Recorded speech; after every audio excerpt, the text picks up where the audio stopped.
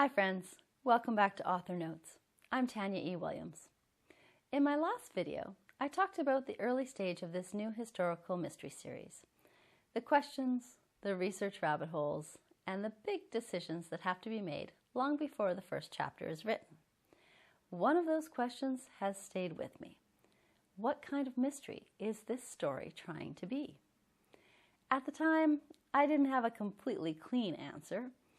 And as it turns out, that uncertainty was trying to tell me something.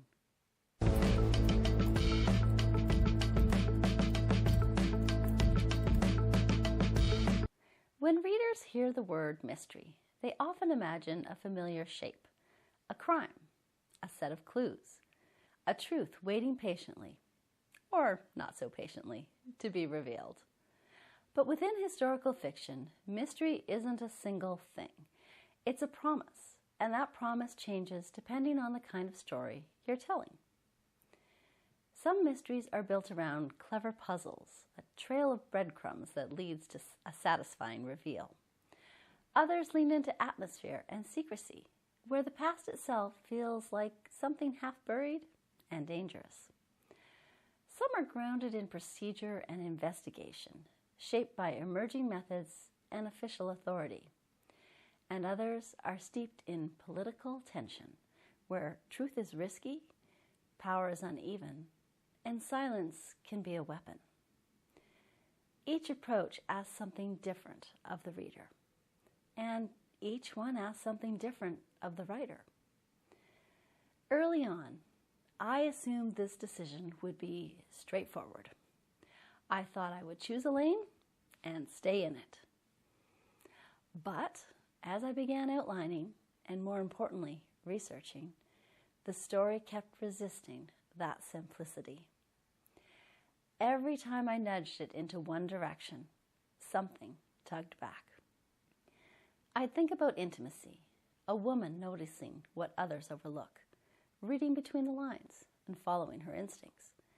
And then the research would widen the frame, pulling the story outward into something bigger, something heavier, something shaped by forces far beyond one person's control. I realized I wasn't dealing with a story that wanted to sit comfortably inside the single genre tradition. This mystery didn't want to behave. And once I stopped trying to make it behave, everything started to make more sense. Because the tension between those elements, the personal and the political, the quiet observation and the looming threat, isn't a flaw.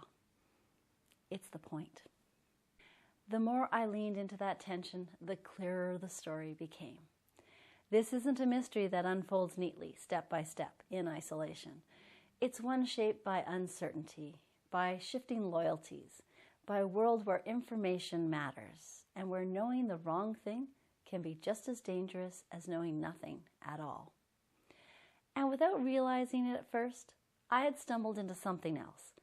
The structure of the mystery was beginning to mirror the historical moment itself, a time when trust was fragile, when the rules were changing, often without warning, when ordinary lives could be caught in the wake of much larger decisions. That's when I understood that this story wasn't asking me to choose between two types of mystery. It was asking me to let them coexist.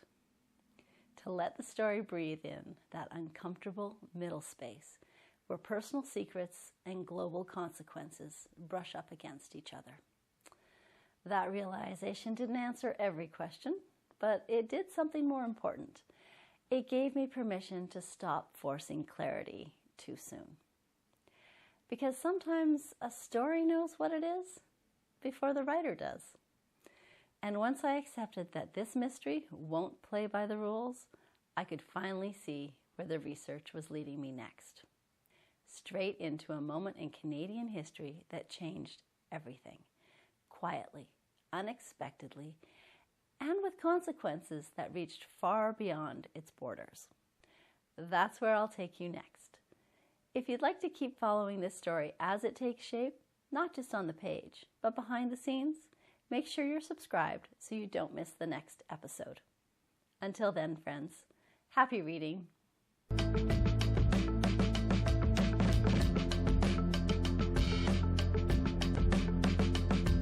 A time when trust was fragile, when the rules were changing often without warning. When the ordinary lives, no, I've totally messed that up.